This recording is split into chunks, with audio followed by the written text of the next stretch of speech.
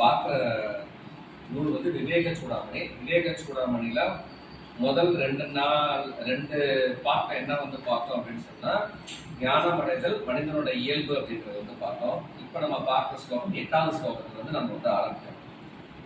இதுல என்ன சொல்றாங்க அப்படின்னு சொன்னா, மனுஷனை வந்து அறியாமையில இருந்து விடுவிச்சு அவனை வந்து எப்படி முக்தி நிலைக்கு கொண்டு போறதுக்கு என்னென்னலாம் வழிமுறைகள் இருக்கு அப்படிங்கிறத சொல்றாங்க. ஃபர்ஸ்ட் வந்து விவேகம் அப்படின்னா என்ன, விவேகத்தோட அவசியம் என்ன அப்படிங்கிறாரு.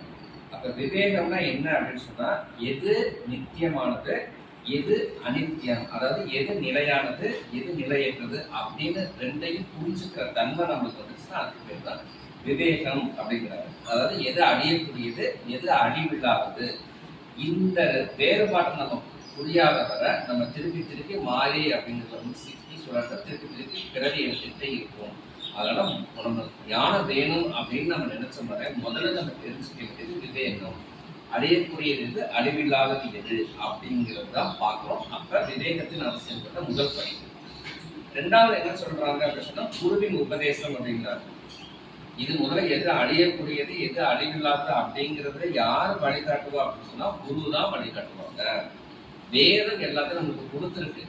ஆனா வேதத்துல இருக்கிறத நம்மளுக்கு எடுத்து தெளிவா சொல்றது யாரு அப்படின்னு சொன்னா குரு தான். அப்ப விவேகம் பெறுவதற்கு குருவின் வழிகாட்டுதல் அவசியம். வேதங்கள் உண்மையை சொன்னாலும் குரு அதனை தெளிவாக விளக்குகிறார், அனுபவமாக உணரச் செய்கிறார் அப்படின்னு சொல்றாங்க. அப்ப அதாவது நம்மள்கிட்ட இருக்கக்கூடிய உடல் மனம் போன்ற உபாதிகள் எல்லாத்தையும் வச்சு உண்டாக்கக்கூடிய ஒரு என்ன சொல்றதுன்னா ஒரு ஒரு குரூப்பா இருக்கக்கூடிய இந்த மாயை வந்து குருவோட உபதேசம் வந்து நீக்கும். அப்ப முதல்ல நம்மளுக்கு விவேகம்னா என்னன்னு தெரியணும். இதை தெரிஞ்சுக்கிறதுக்கு குருவோட உபதேசம் ரொம்ப ரொம்ப முக்கியமானது அப்படின்னு சொல்றாங்க.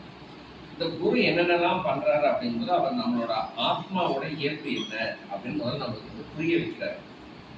ஆத்மா அப்படிங்கிறது இன்னைக்கும் நித்தியம், அழிவில்லாதது, அது சுத்தமானது, அது பிரகாசமானது. இந்த நம்மளுக்குள்ள இருக்கக்கூடிய இந்த ஆத்மா வந்து அவ்வளவு புனிதமானது அப்படின்னு சொல்றாரு.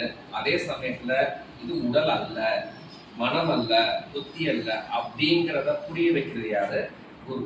அப்ப நம்மளுக்கு வந்து எது அழியக்கூடியது, எது நிலையானது அப்படின்னு சொல்லும் பொழுது இந்த ஆத்மா நிலையானது, ஆத்மா அழியக்கூடியது அல்ல, ஆத்மா பிரகாசமானது அப்படின்றத குரு புரிய வைக்கிறார். அடுத்தது வந்து மாயை மற்றும் அறியாமை அப்படிங்கிறார். மனுஷன் அனுபவிக்கக்கூடிய எல்லா கஷ்டத்துக்கும் ரொம்ப ரொம்ப முக்கியமான